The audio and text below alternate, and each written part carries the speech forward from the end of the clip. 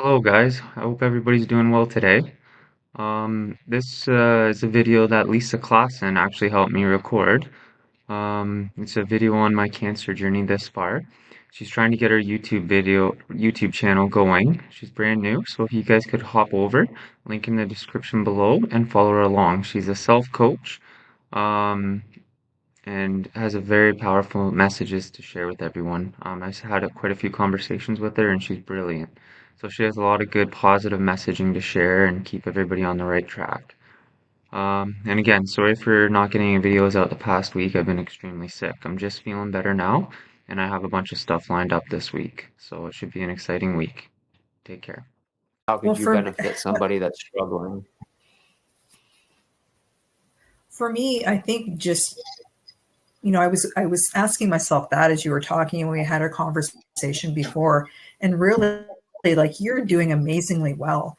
And for me, it's just from a coaching perspective, it would be all of those things. It would be mindset, um, taking care of your body, just really all of the things that you're doing. And if you're having a hard time doing that, then enlist the help of a coach, right? A coach, someone who really doesn't have, well, the coach is going to push you to do the things that you need to do to develop a stronger mindset. And so, do you have a specific meditation practice that you follow? Not really. No.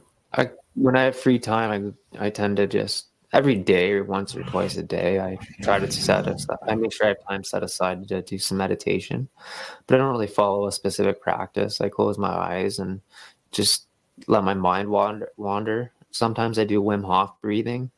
I should do more of that because it puts a lot of oxygen into your body. So that's a really good meditative practice. So I should do more of that. But Wim Hof breathing is really, really intense. It's a little harder work.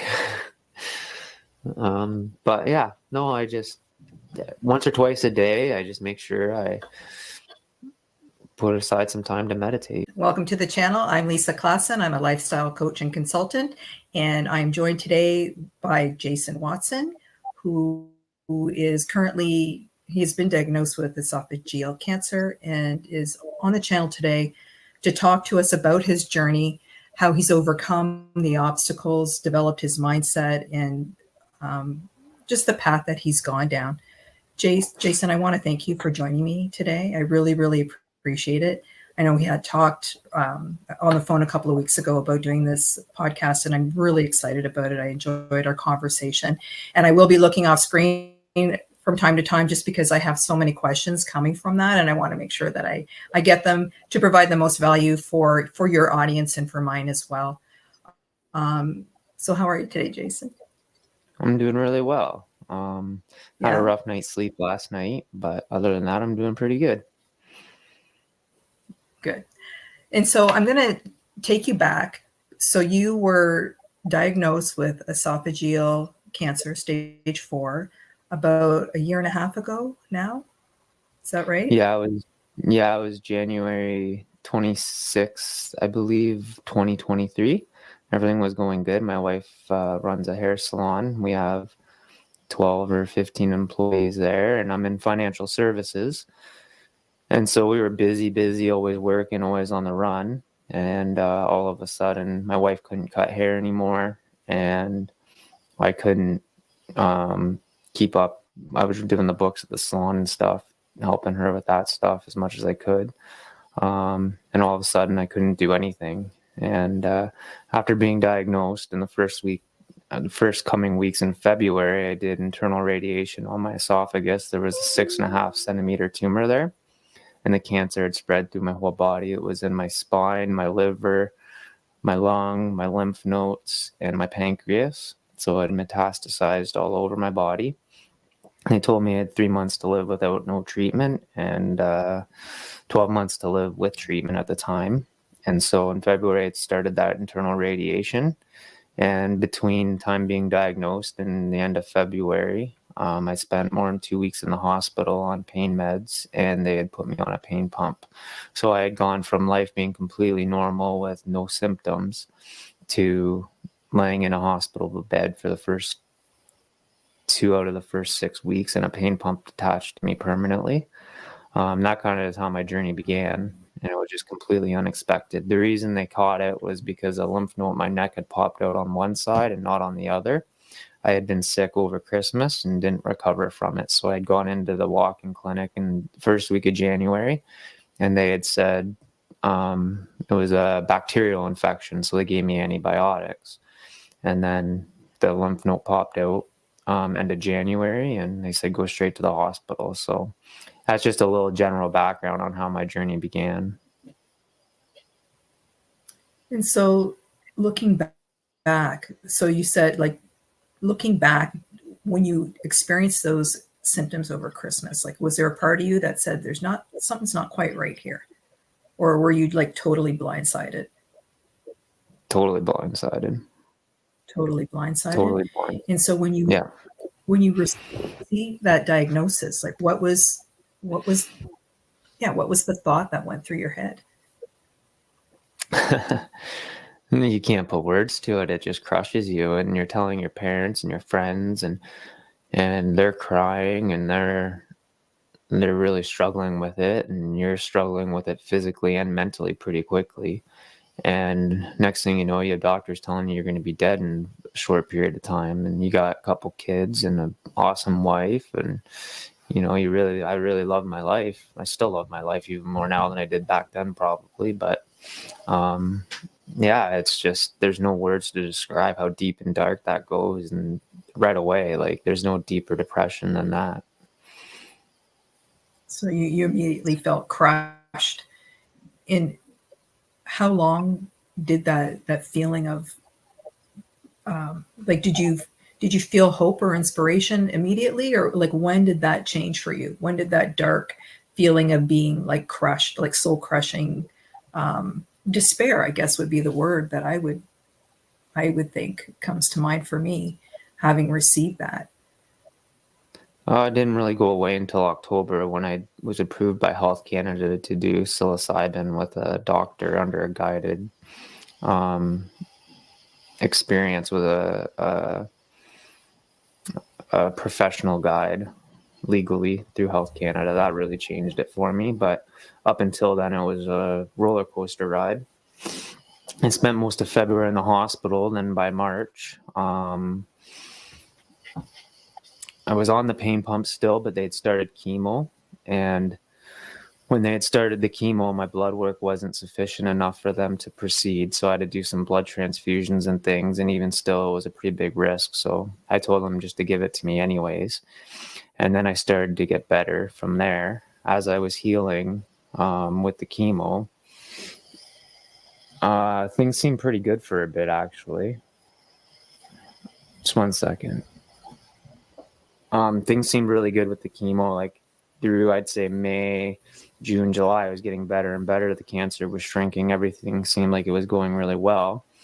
And then by the time August rolled around, I had a scan then that really set me down again in a negative way, because I had a mixed result. So the cancer in my esophagus had grown again, and the rest of the cancer in my body had continued to shrink. All the metastases continued to shrink, which was a very bad thing. So I had to go in for more internal radiation in August.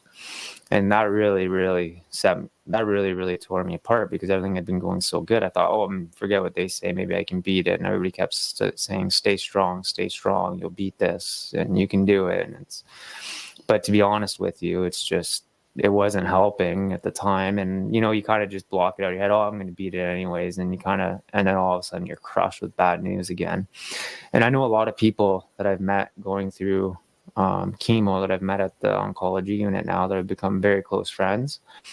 And honestly, everybody has a story like this. It's just a roller coaster ride. They have good scans, they have bad scans, they're up, they're down. And it's not really beneficial for you to not live in the moment. When you have cancer, you just really have to live in the moment, here and now. You got to take everything one step at a time. You can't jump ahead. You can't get high. You can't get low. You can't be like, everything's great, everything's gonna be fine in 4 months, because then when it's not, it just completely crushes you. So you have to slow down and just stay neutral. But you can't be all depressed and negative either. You got to find a middle ground and live in the moment and just enjoy every single day to the best of your abilities. Every day that you have, you're lucky to be alive, and just really enjoy it. And when you go to the doctor's office, just be there, be with the doctor, be present. You got to pay attention to your cancer because you got decisions to make. Are you going to do surgery? Are you going to do this chemo, that chemo? And you got to do your best to understand it. It's very complicated stuff, especially when you're talking to doctors. They don't know how to make these words simple for us people that don't have a medical background to make sense. So you really got to slow down and really take your time with them and make a good decision. But when you leave there, you're not with the doctor anymore. You're not fighting, you're not taking chemo. You're not fighting the cancer technically. You're with your kids or your friends or your whatever, your colleagues, your spouse. Just be with them, be present in those moments and take it all in, because there's nothing you can do about the cancer at those times. And the best thing to do is just live your life then and enjoy it to the best you can. And so that's what I'm hearing, that, excuse me, there's peace in accepting that you are, or you were where you were, and that really the best you could do was just continue with treatment, the treatment that you felt was right for you at the time, and to let go, like to accept where you were and to let go of, I guess, the negativity or judgment around it. And so what were the bright spots for you along the way? Like when you were in that, like, oh my gosh, I thought I'd kick it, but I thought I was getting better, but now I'm not. And so I guess, was there like acceptance, but was there something that you'd like to do? Like, was there, I don't know, like a moment that you shared with your family, your kids, your wife, that really inspired you to just persevere? Yeah, it's really my kids and my wife. Like, I'm really fortunate. My wife is a very good person, and I'm really lucky to have her. And my daughter, she's amazing, and my son, just absolutely amazing. And yeah, when you're really struggling like that, you need a reason that's bigger than when you have a problem. Like, cancer is a big problem. If you're going to persevere and try to push forward, I think you need to have a reason or find a reason that's bigger than the problem that you have. And really, the biggest thing that I have that's greater than anything is my kids. And so yeah, when you have a problem, just find something that's a bigger benefit than the problem. And so is it safe to say that your relationship with your wife and kids has been stronger since your diagnosis? Yeah, I think so. Like, I can't play with the kids and do everything I used to be able to do. And there's been a lot of periods of time that I can't even lift them. Like, I had an esophagectomy back in February, just about, 8 weeks ago now. And so they cut out 7 centimeters of my esophagus. They cut my stomach in half. They sewed everything back together and put me back together. And they pulled everything out through my back, actually through my rib cage. So after going through an experience like that, you can't lift your kids. You can't. So I miss out. I can't play with them like I used to, but I definitely enjoy my moments. Every time I'm with them, I'm able to be more present and enjoy my time with them a lot more than before. Your phone was going off, you got all these distractions, and now sometimes I answer and I deal with it, but I prefer just to enjoy my time with them. It's a lot more enjoyable. Yeah, grateful, right? Appreciative, I'm sure, of the moments that you do have with them, and just seeing things through a different lens, right? And so talk to me about your psilocybin journey, how that came to be, and so in how Canada, that experience was for you. Yeah, so in Canada, if you Can I say that? Well, yeah, you can say that. In Canada, you can apply to Health Canada now under a professional guide to do a psilocybin journey or trip, if you will. Before you jump to conclusions and think, oh, it's just a drug, I mean, we should probably take a step back. If you're in a serious car accident and they use anesthesia and pain meds if you're in a serious car accident and they use anesthesia and pain meds to put you back together again. And they're using serious drugs to do it. And that's medicine, right? And that's acceptable. So when there's a serious enough problem, we use serious enough drugs, and that's okay with society. Alcohol is another one that's acceptable amongst society, but alcohol is probably the most destructive drug that exists. Like, but everybody's okay with it. You can go drinking and have a great time with your friends, and that's all cool. These drugs are very toxic and very addictive. When it comes to something like psilocybin, it's anti-addictive. After you use it, your first reaction is, I don't know if I could ever do that again. So it's anti-addictive, and there's a massive benefit. 80% of people using psilocybin in the clinical trials at Johns Hopkins and all across the country have shown for a minimum of 6 weeks, a significant reduction in standard measures of depression and anxiety. And cancer patients, when they use it at end of life, it's beneficial to the point that they're not even scared of their own mortality. They can overcome their own mortality, and they can live and die in peace. So after I did my experience, I really was able to come to terms with the potential of dying and come to peace with it. And it really made a huge difference. All the depression and anxiety, I'd say 80% of it is still gone today. And that was in October. So it's been 7 months now. That was 7 months ago, 6 months ago. That's how powerful and beneficial a treatment like this can be. So in order to qualify under Health Canada, in terms of treatment for depression, you had to have failed 2 standard measures of treatment. Like, I forget what the depression meds are called, but you had to have 2 different ones that didn't work. You had to have a history of psychological issues. You can qualify that way. End-of-life cancer is probably a lot easier to qualify. There's a organization that for drugs, if there isn't drugs available in Canada, I can tell you what it's called, but if the drug isn't available in Canada, you can apply it. There's an organization to get drugs that are available in other countries. It's called the SAP, Special Access Program. So psilocybin, even though it's a Schedule 1 drug, it's actually approved on the Special Access Program for treatment, serious levels of depression and mortality risk.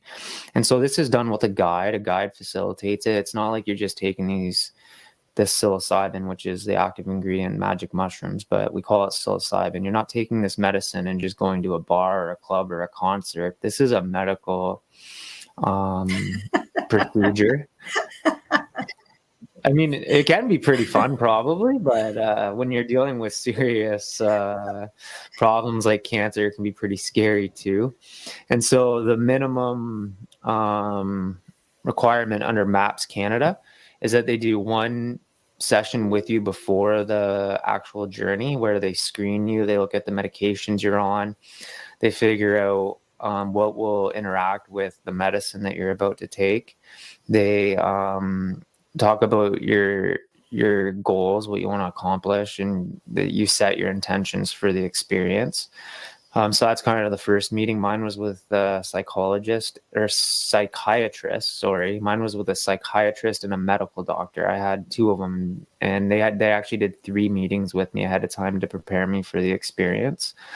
And then you have the day that you take the medicine, and it's a pill that comes from Health Canada where they extract the psilocybin from the mushroom. So you're not sitting there eating a bunch of mushrooms. It's just 1 little pill, and it's 25 milligrams of pure psilocybin, which is equal to about 5 grams of Philosophy cubensis. And so that's the next day is that you take, so that's according to MAPS Canada, you got day 2 is where you take the medicine, and then day 3, which is usually within a week of the journey, is you write about what you saw and all the things that happened, and then you meet with them, and it's what's the right word? Chemo's really messed up my brain. I really have a hard time recalling words, but it's they incorporate everything that you learned from your experience in the third meeting? For me, it was 3 meetings ahead of time, the day of the journey, and then I had 2 exit meetings where we went over everything I learned and incorporated in my everyday life. You write about it, you meditate about it, and the things that you see when you get in there are so profound. It's a real spiritual experience. Like, you're talking to God. It's just unbelievable. And it really can reset your brain to the point that you're not even scared of your own mortality anymore. It's really a wonderful experience. It's tough. It's not easy. It's not for everybody.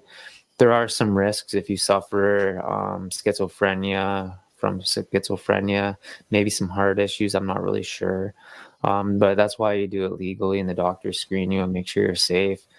Everybody's worried about, oh, what if I have a bad trip? That could happen, but you're in a safe place. You're there with 2 doctors in my case, and they're taking care of you and watching over you, so you can really go deep and face your demons and really let go of all those stressors inside your body and find out where all this depression's coming from, and you can really kickstart your way out of the rut. Like, 3-4 hour experience doing this is equal to hundreds of years of speak therapy, where you sit there and speak with a psychiatrist. This is just a very powerful, profound experience. In a controlled environment too, right? So I think that's what you said. Like, so the risks are there, but it's in a controlled environment where somebody's there to help you if you're not having a good experience. And so you only had the one experience? Yeah, I only had the one experience. Sorry, you only had. Yeah, I had one experience through Health Canada. I did do a couple smaller experiences underground while I was waiting for approval from Health Canada, but they weren't, I wouldn't say they were done properly. They were done unprofessionally. They weren't experienced guides. So it's really important that you find a good guide that's experienced if you go underground. You need a guide that you're really connected to. You're trusting them with your mind, and you really need to be able to relax and go deep. I think that's key, right? And so going into this, I don't want to say it was an experiment, this mode of treatment, for lack of I think that's what it is treatment. So going into this treatment, you're depressed, you're kind of giving up hope, you're not really feeling good about where, your chances of survival. I can say that. And then after this experience, so what were the profound takeaways for you?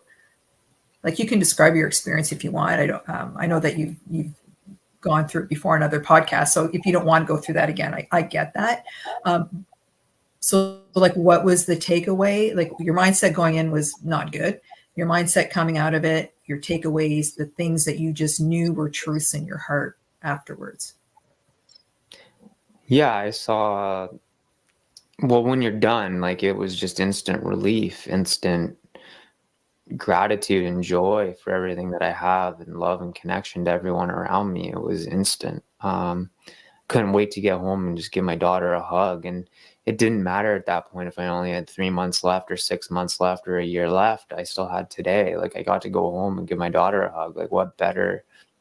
Like, who cares? Like, life's amazing and precious. And so that's the first thing. And those feelings were instant. I got to give my wife a hug. Like, I was the luckiest man in the world that day, right? And those feelings still exist today, and it's deep and it's embedded into my brain neurologically. Like, there's nothing that's gonna ever take that out. Like, I had that experience. It was one of the most important, closest experiences to me in my whole entire life. So nothing will ever take that away from me. It was just amazing. While I was in there and what it took, like, I saw life being given, I saw life being taken. Got to speak with gods, if you will, multiple different figures of God, if you will. And then I cried for a very long time, and I got to let go a lot of things. I got to mourn for myself would be a big thing. I hadn't done that yet because everybody around me was struggling with my diagnosis. So I got to mourn for myself for the first time ever. And it was really an amazing experience. And there's nothing else that would have probably gotten me over this if it wasn't for that experience. And that's where probably having a self-coach comes in, because you can have that experience, but having somebody there to support you and really help you when things are really rough, and after an experience like this, to make sure that you still have to do the work. Like, I still have to meditate back to that experience. I still read what I wrote about it, and I still remember everything that happened. You got to put in the work afterwards. Just doing it and then letting it all go isn't going to do you any good. You got to put in the work too.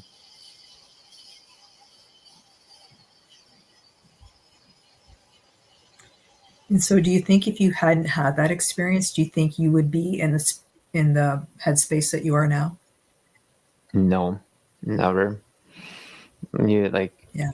So I don't think anything could have done it, to be honest. Like, you hate the world when you find out it's being stolen from you. It's pretty easy to hate the world, and people struggle with it. Like, my parents and my friends and my family, they struggle with it. They don't know what to say. And then some people that are really close to me don't know what to say, so they kind of move away. And then other people that used to be good friends with or really close with, but you hadn't been in a long time, they've gotten really close with me. So it's really weird. The relationships that you did have, how they've changed, it's really a weird feeling.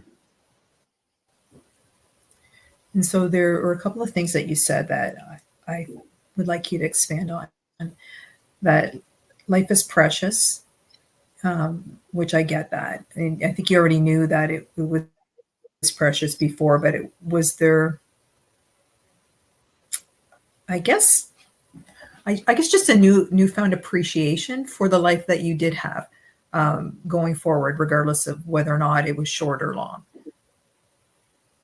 And the other one was, I think that's really telling, is that you were able to mourn for yourself. And I think, so here you are, you have this pretty much a death sentence, for lack of a better term.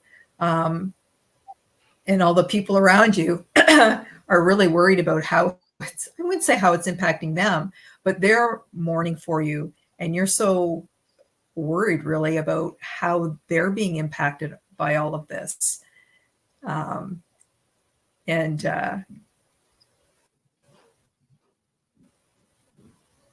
so, was that your daughter or your wife? My wife just saying goodbye, Popping make in to sure I say have hi. keys. Yeah. She just want to make sure I have Oh. keys to lock the building. And so the mourning process. Yeah. And so so when the mourning process, like mourning the person who you were, or mourning, tell me about that. I think it's interesting. Yeah, you lock away a lot when you're diagnosed with cancer. Or And I don't grieving, know, you maybe, is a just, better word.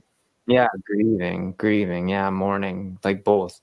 And so everybody else is struggling with this diagnosis. They don't know what to say. They don't know what to do. Like, my parents would do anything just to make this better. And like, they just want it better. They want it to go away. And they keep saying, like, you're going to beat it. You're going to beat it. It's like, well, it's stage 4 cancer. There is never beating stage 4 cancer. It's a lifelong diagnosis. Even if you're in remissions, like, you can live and manage it, but there's no necessarily beating it.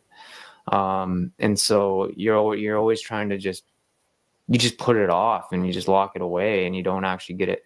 You try to be strong for everybody else, and you don't really take the time to take care of yourself. And so, given that opportunity where I could just sit down and cry for myself, like, I hadn't done that yet, and I was able to grieve for myself. And when I was under the influence of psilocybin, those emotions and feelings were overwhelmingly strong, like the strongest emotion you've ever felt times 100. So the gratitude and joy that also came out in those tears, and thankfulness for everything I have, like, it was all these feelings and emotions just hit you all at once, and you were able to really let go. And it's just so powerful.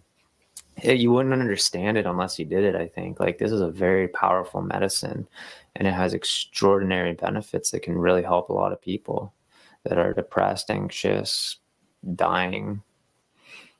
It's just extraordinary. And I wish I could explain to you how strong these feelings and emotions are. Like, but I can't. There's just no way to describe it.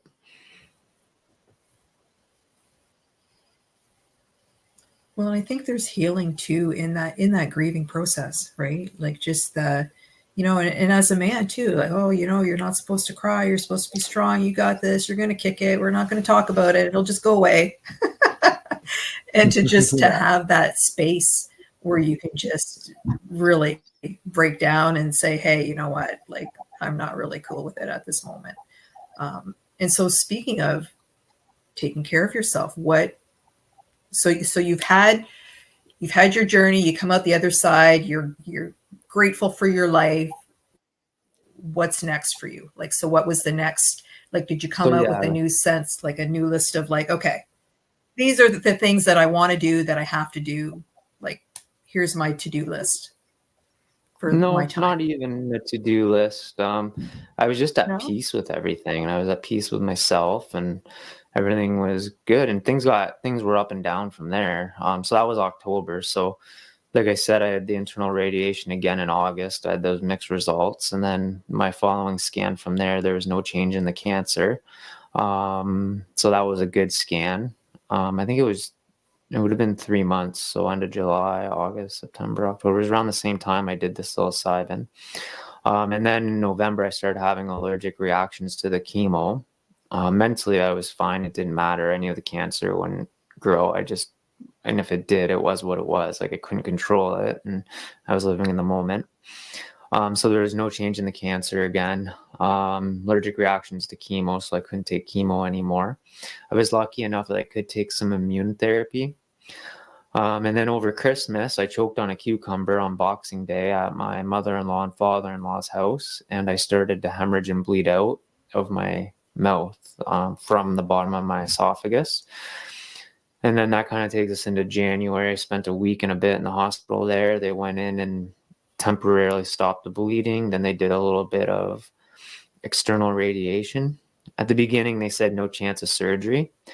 The problem now was that if I hemorrhaged again, they weren't able to do any more radiation to stop the bleeding, because I did all the internal radiation and external radiation.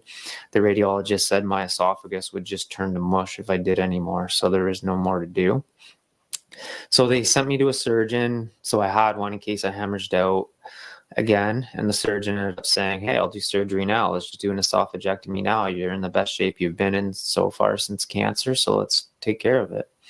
And so I went through and did an esophagectomy, which is a major surgery.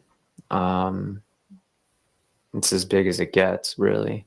Like I said, they cut out 7 centimeters of my esophagus, cut my stomach in half, sewed it back together, and plumbed it all back together. Full of risks, only 40% success rate. I ended up having an issue where 2/3 of my large intestine pulled into my chest. So I had to have a second surgery. To be honest with you, sitting in the hospital and stuff, I recovered faster than everybody else, really. Like, I really bounced back. The surgeon said I was a model. He said, I'm way ahead of the healing curve. And so what I did when I was in the hospital day one was, they said, the quicker you get up and get moving, the better you're going to heal and the faster you'll heal. So day one, I was up and walking up and down the hallway. I was doing light stretches and yoga from the very beginning, and I was doing a lot of meditation. The pain was out of this world. They had me on fentanyl, hydromorph, another one. Anyways, all at the same time, and an epidural for the first 3 days. So 3 potent pain meds, and an epidural. And so I was still in pain. I still felt everything, and I was on cloud 9 in terms of pain meds, and I was still in pain. So I was just doing meditation, and I would feel the muscles spasming and twitching in my back, and I would just use my breath and my mind to try to calm the muscles, and it worked. And I was able to stretch out and keep stretching and get moving right away. And every day I just kept working on it. And I was out in 12 days. I would have been out in 5 days. 5 days after the surgery, they said that they were ready to send me home. Except for on my one x-ray that morning, they saw something in my chest. So they wanted to monitor another day or two.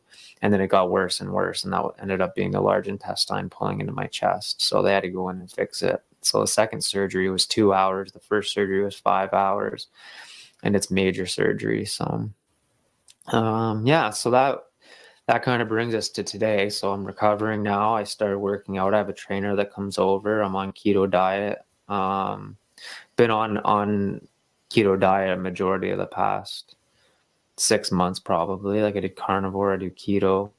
Right now I'm on keto, but probably going back to carnivore here shortly.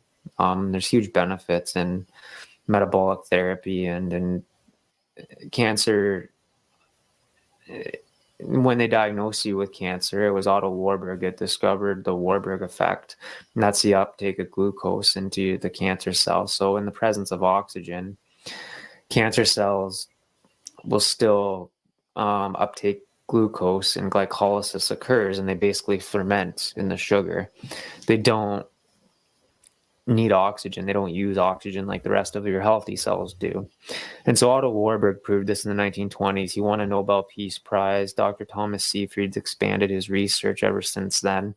There's thousands of published papers on this. It's a fact. You can't deny it. Cancer, its primary fuel source is sugar. And if you don't manage that part of it, you can still beat cancer using standard of care and chemo and radiation. But I mean, why not take away its primary fuel source? It weakens the cancer and you'll have better success. Dr. Thomas Seyfried has his pressure pulse process where he incorporates all this metabolic therapy and helps people manage their cancer. You're not going to cure it using metabolic therapy, but it helps to manage your cancer in a non-toxic manner. So right now I'm doing a little bit of immune therapy and I'm doing metabolic therapy, and the cancer hasn't grown, hasn't shrunk. So it's just stable. So all the cancer cells at this point are down to 1 to 3 millimeters. There's no big tumor cells left, or tumors left. They got it out of all my lymph nodes, I believe. So when they did the surgery, 4 of the 15 lymph nodes that they removed had cancer in it. And the last scan showed that there was 4 lymph nodes in my chest that still had cancer. So we believe the lymph nodes are clear. The esophagus is clear. It's a couple millimeter tumors in my spine, a couple millimeter tumors in my lung, there's tumors all over my liver that are 1 to 3 millimeters. And then there's a tumor left in my pancreas that is 1 or 2 millimeters. So I don't know. It's just, life is so much better when you're just living in the moment and just enjoying every day and just being grateful for what you have. Life's just so much easier. And your mind's a very powerful thing. Like during that surgery, being able to meditate and calm my body was a really powerful thing. I didn't think it would help me so much learning how to meditate, but it made a massive difference. And so do you have a specific meditation practice that you follow? Not really. No. When I have free time, I tend to just every day or once or twice a day, I try to I make sure I have time set aside to do some meditation, but I don't really follow a specific practice. I close my eyes and just let my mind wander. Sometimes I do Wim Hof breathing. I should do more of that because it puts a lot of oxygen into your body. So that's a really good meditative practice. So I should do more of that. But Wim Hof breathing is really, really intense. It's a little harder work. But yeah, no, I just once or twice a day, I just make sure I put aside some time to meditate. That's awesome. And so tell me about your strength routine or your personal trainer. What does he have you doing, and are you enjoying it? Were you somebody that hit the gym before this all happened?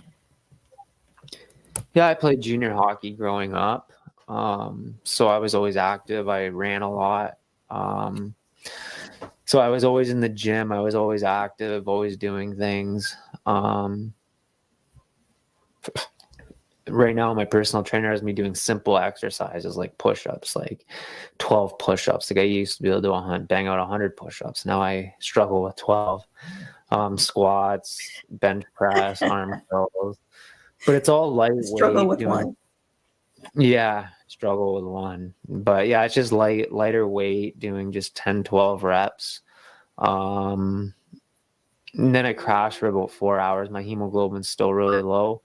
it's really hard to recover, like when you don't have any hemoglobin, your cells aren't getting enough oxygen, and that's because of the cancer. But my hemoglobin's the best it's been since I started this journey. It was down in the 70s when I started. It got up to about in the 90s a majority of the time. Right now it's around 110, so 125 would be normal, 150 would be probably a healthy person. So I got a long ways to go, but yeah, I just don't recover after 20 minutes of working out and just light weights. So she has me every Monday morning, first thing at 8 a.m. She comes over and we do a light workout. So today I didn't do it today. I skipped it today because I was really sick last night and my back got kind of put out from getting sick because I ate too much supper. And so I can't lift my arm up very much. It really hurts. So I can't really do any working out today. So I really have to listen to my body. So we just moved her till Wednesday. So a couple of days I should be recovered and she'll come over and we'll do a workout. And then every couple of days I try to do a little workout on my own, but I can only really get in about 10 or 15 minutes and then I'm done. But it's better than nothing. And I think I'm getting a little bit stronger every time. So that's what's important. Yeah. Well, like I said, like you look a lot, I want to say healthier, but you look better than in a previous video. I think one of your first videos, maybe it was after you had your surgery. You look a lot better.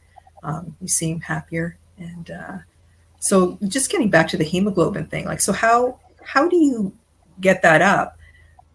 Like, how do you raise those levels? And if cancer feeds on oxygen, isn't that kind of a that's what I'm looking for? Walk me through that. Yeah, so cancer feeds on glucose, so not oxygen. It can't use oxygen. The rest of your cells Not use oxygen. No, so that a healthy cell uses oxygen. If you stop breathing, you won't live very long. Your cells will die. But cancer doesn't use oxygen as a fuel source. It uses glucose. And so when they test you, they use the Warburg effect.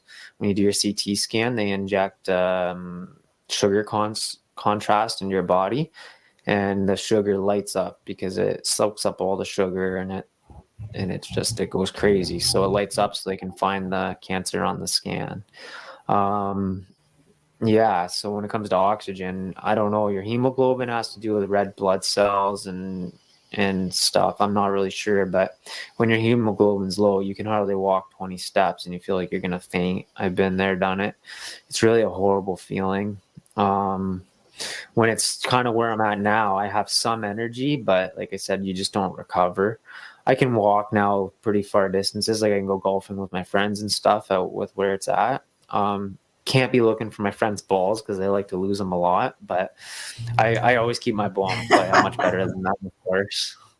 So as long as I'm not looking for everybody else's ball the whole time, then I'm good to go. I'd recover quickly and I can keep moving forward. But I'm not really exactly sure how the hemoglobin works, but it has to do with red blood cell count and white blood cell count, I think. And it has to do with energy through all the cells, I think, somehow. I'm not exactly sure, but you don't recover and you have no energy when your hemoglobin's low. It's a horrible feeling.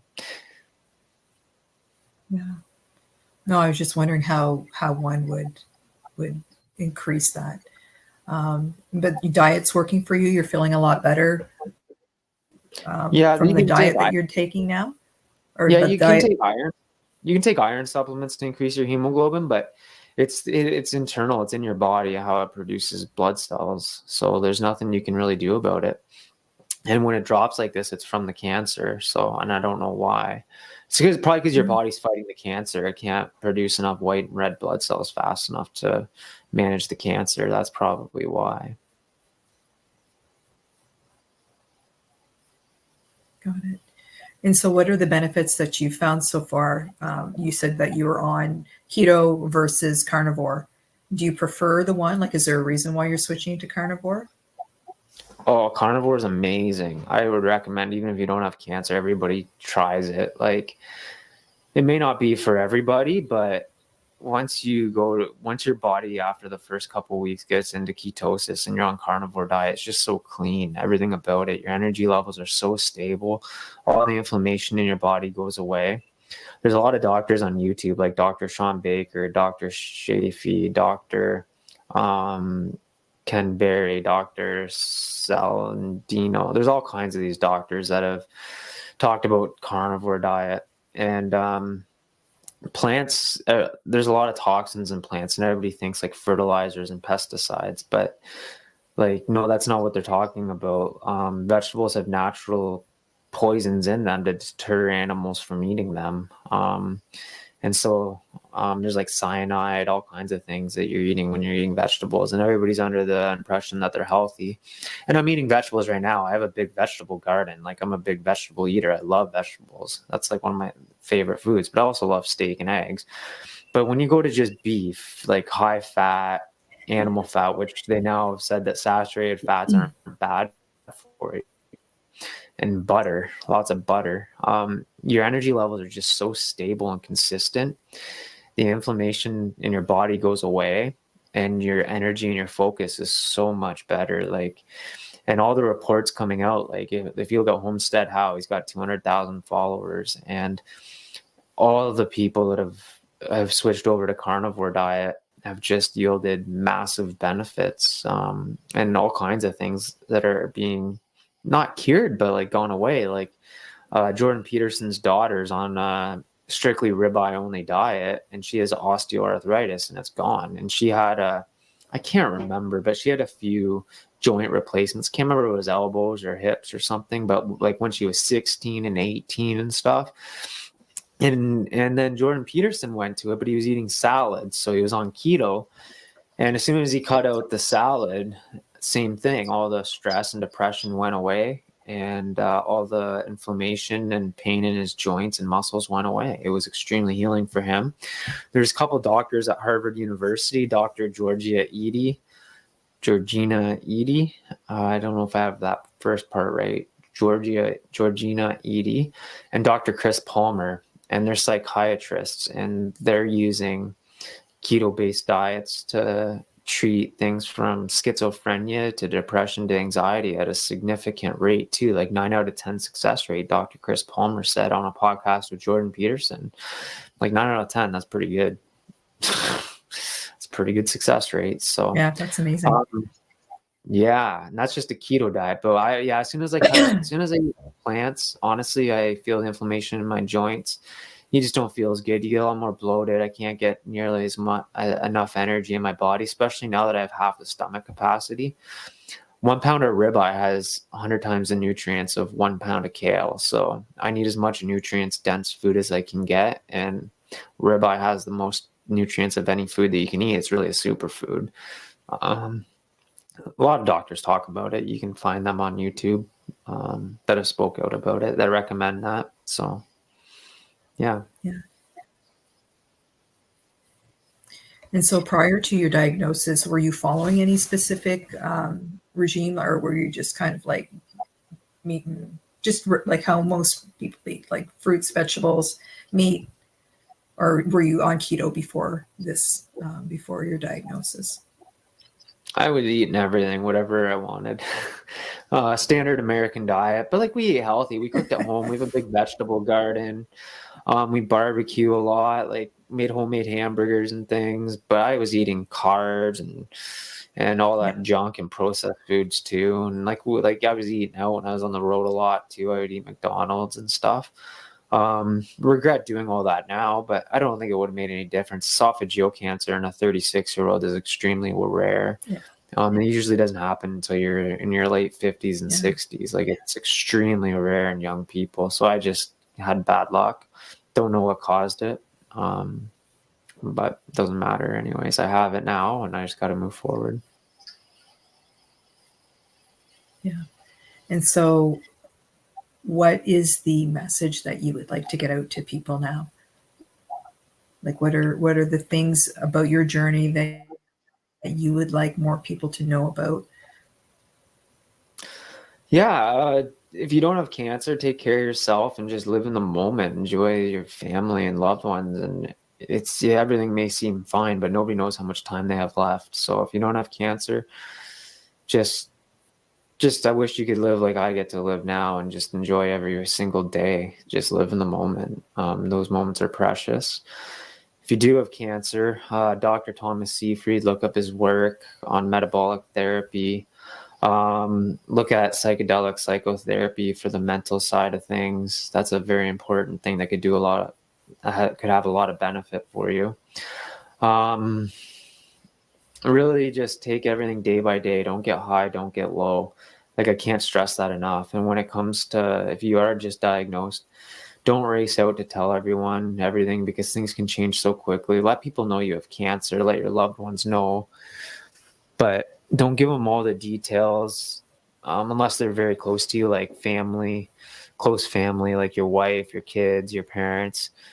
Your kids, of course, if they're old enough. Mine aren't to understand, but you can give them all the details you want. The details can change quickly. Oh, I'm going to have chemo for 4 months. Next thing you know, it's 8, 12 months. Or they're going to have surgery and I'm going to be good to go. Next thing you know, you go to see the surgeon and the surgeon goes, no, we can't do surgery because it might metastasize. We need to do 4 months of chemo first. So the more people you tell the details to, the more people you have to correct it to right out the gate.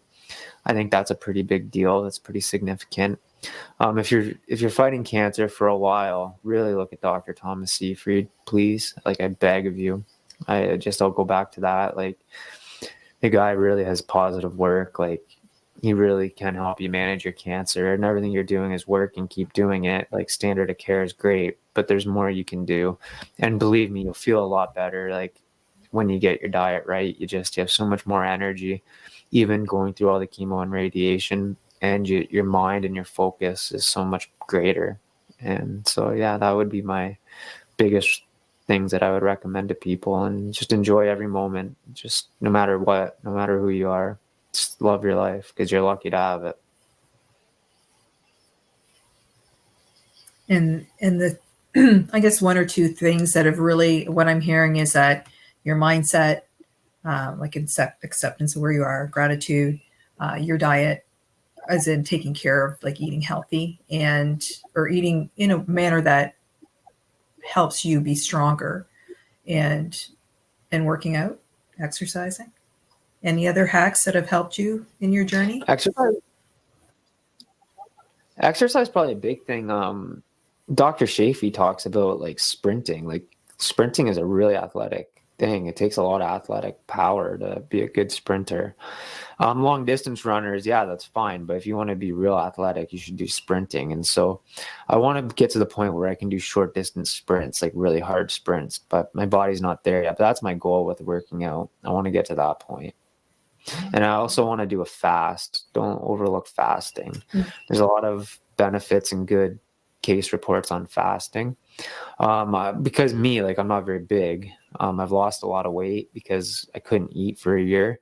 And then I had the surgery. Now I got half the stomach capacity. So one of the things you can do to fast, because a lot of cancer patients have this problem, is you can drink bone broth with butter, and you can eat, just like go to the butcher and get just slabs of fat and fry it up and eat it. So I'm going to do a 20 to 30 day fast, I think, before my next scan, which is like June 18th or something. And so I'm just going to drink bone broth with butter and eat fried up fat. That's going to be my whole diet. And when you do that, it doesn't interrupt the fast. And autopathy and mitopathy occurs, though. Cancer can't live on fat and fatty acids. You can. So, and believe it or not, but saturated fats are not bad for you. Animal fats are not bad for you. They're actually very nutrient dense foods. And the American Food Guide has now said they quietly moved saturated fats from being bad for you to being just fine. So you can actually live off of it, maintain your weight, and fill yourself up with these fats, and you'll feel great. And autopathy and mitopathy occurs, and your body will actually turn on the cancer and eat it. So Dr. Thomas Seyfried talks a lot about this, and yeah, it's very beneficial information.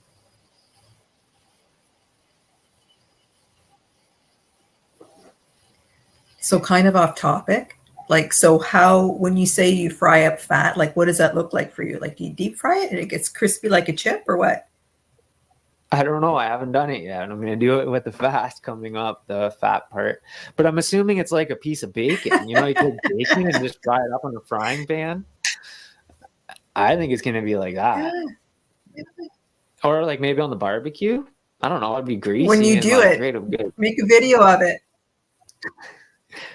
I will do. I will do. Yeah. No, that'll, because at the butcher, you Well, can I buy want to like see what it classy looks like fat. when you do it. Yeah. I don't know if it's going to taste any good, but you can do that and you can maintain your weight and do a fast. So.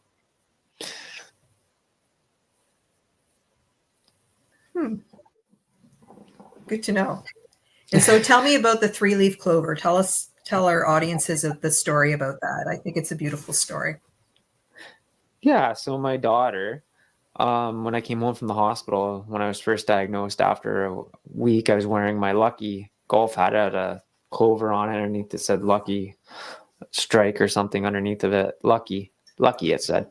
So when I came home, my daughter said, "Daddy, what does that hat say?" Because she saw the writing underneath it. It said Lucky. It's my Lucky hat for when I golf. She goes, "I want a Lucky hat." And I said, "All right, well, I'll try to find you a Lucky hat then." She's like, "Yeah, I want one. So next time you're in the hospital, I can wear my Lucky hat too." And I said, "Okay." So I looked and couldn't find one because she wanted a black and pink one. And so I couldn't find one. So I ended up going to Lids and then bought just a New Era blank hat. And then in their system, they had they had a bunch of like different stuff that you could buy and they would sew into the hat for you. So they had a 3-leaf clover. So I thought, oh, that'd be good enough. So I bought it and took it home. I had one for me and one for her, matching black and pink Lucky hats. And then next thing I knew, all my friends started buying them. And then next thing I knew, all my family wanted one. And we ended up going to Lids and getting like a team deal. And there's been like probably 100 of these hats made for friends and family. They all wanted one just to wear, support me. So it was really cool. That's wonderful. And so do you have a special website for that, or a place where where your fans can go and order one? Not yet. Maybe soon. Just show up at Lids and go do it? Yeah.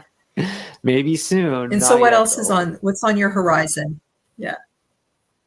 Yeah. So I got that scan coming up. And so what other things are on your horizon, Jason? Well, I got that scan coming up, so I'm going to do that. I'm sorry, what was that? That's not well. My next CT scan is June 18th, so I'll do that fast. Before that, I'm gonna just stick. I might go back to carnivore, but right now I'm on keto. So I'm just gonna try to get in a therapeutic state of GKI. Dr. Thomas Seyfried talks about GKI, your glucose ketone index. So I want to try to get that as close to a 2.0 number as possible. So I bought a keto mojo meter from the States. You can get it on Amazon, but you can't get it in Canada. So I had to get it to somebody that lives in the States. It's a blood test. You pick your finger and it tests your ketones in your body and it tests your glucose. And then Dr. Thomas Seyfried has a whole index that it goes into and it calculates your GKI. And so right now my GKI is probably around 5. I really want to get it down to about 2. I haven't tested it in a while again, but I'm going to shortly. And so I really want to try to get my GKI down to 2.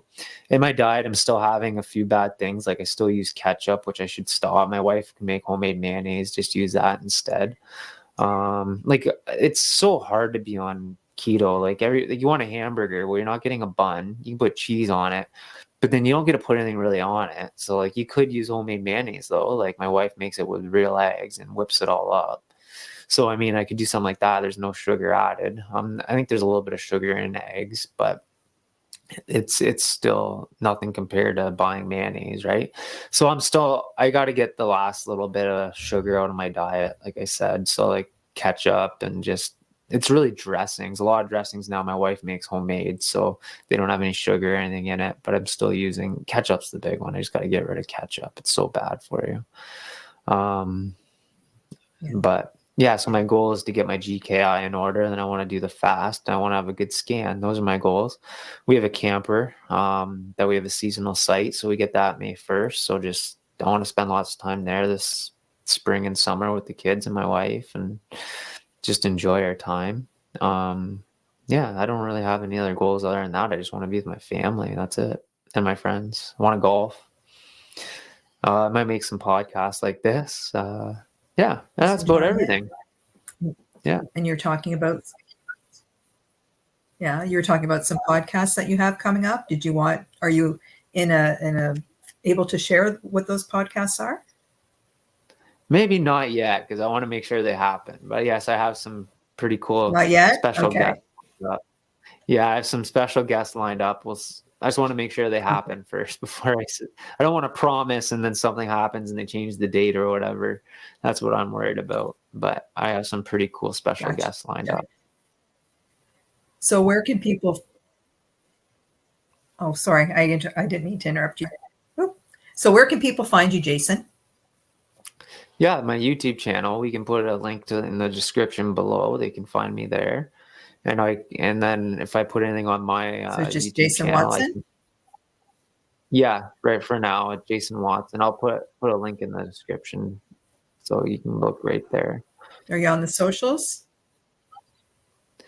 I am, but I'm not on it for I haven't Not used it active. yet for YouTube. I haven't linked it all up yet. So I will though. I'm just happy to get the content out there and videos out there, all this extra stuff. I just haven't. I'm just doing this to get the messages out there. I'm not doing this to create a big YouTube channel or anything. So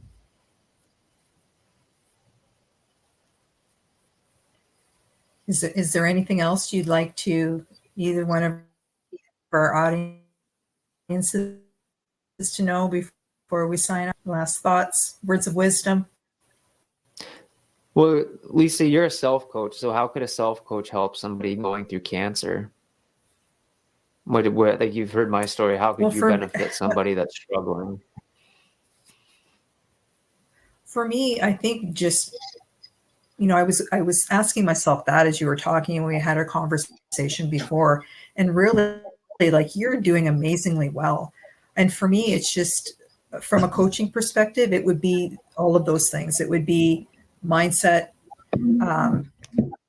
taking care of your body, just really all of the things that you're doing. And if you're having a hard time doing that, then enlist the help of a coach, right? A coach, someone who really doesn't have, the coach is going to push you to do the things that you need to do to develop a stronger mindset. You have a fitness coach, right? That fitness coach is going to help you do the reps. She's going to push you to do the things, to do that one more rep, even though you don't want to, right? To go a little heavier on the weights, even though you don't want to.